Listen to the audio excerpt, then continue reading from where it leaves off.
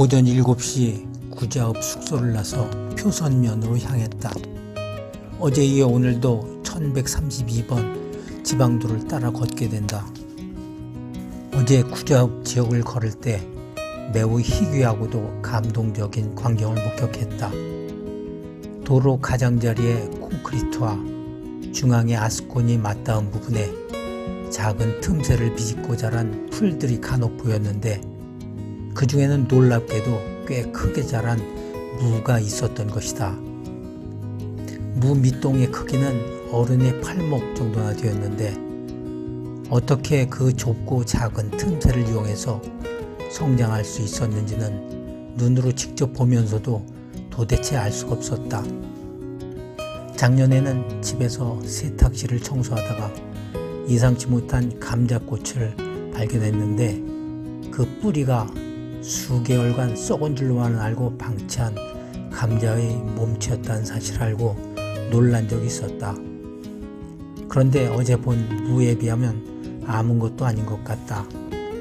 아마도 무는 지하 작은 틈새로는 실뿌리를 내려 영양분을 최대한 얻되 대신 지상 부분의 뿌리를 좀 더 성장시키는 방법을 썼을 것 같았다.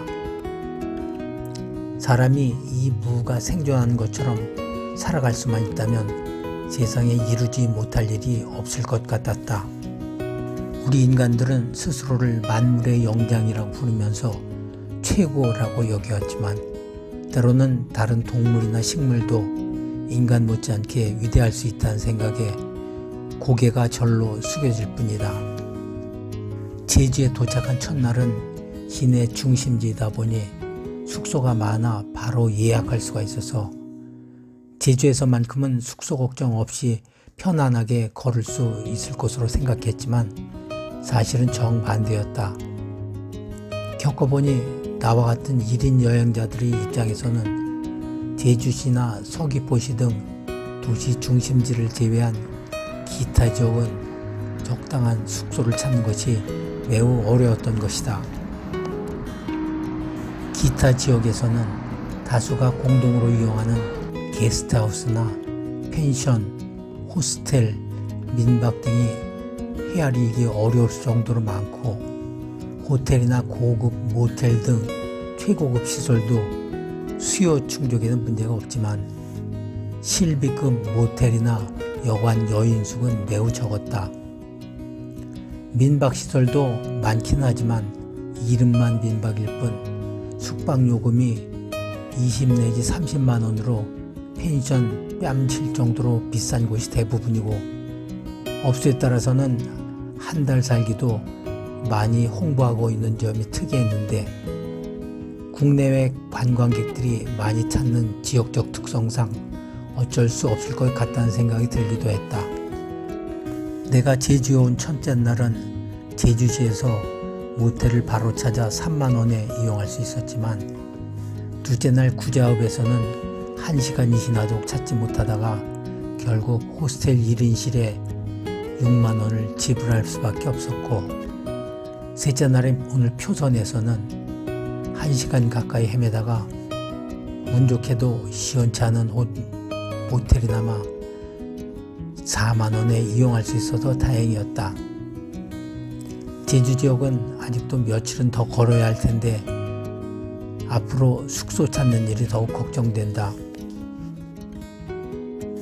하도리를 지나는데 어느 고모들이 조카의 관세사 시험 합격을 축하한다는 플랜카드가 걸려있는 게 한눈에 들어왔다. 전라도나 경상도의 오지를 걷다가 왔을 때처럼 다소 시골스럽긴 했지만 한편으론 따뜻하면서도 좋은 고모들을 둔 조카는 좋겠다는 생각이 들기도 했다.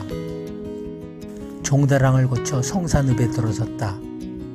오조리 상동 입구에서 영상을 촬영하며 걷는데 갑자기 몸이 기우뚱하더니 우측으로 두세 바퀴를 구르면서 널브러졌다. 하지만 나는 거의 반사적으로 다시 일어설 수 있었는데 주변 살펴보니 야간에 차선 이식표를 돕는 노면 조명장치가 발에 걸린 것이었다.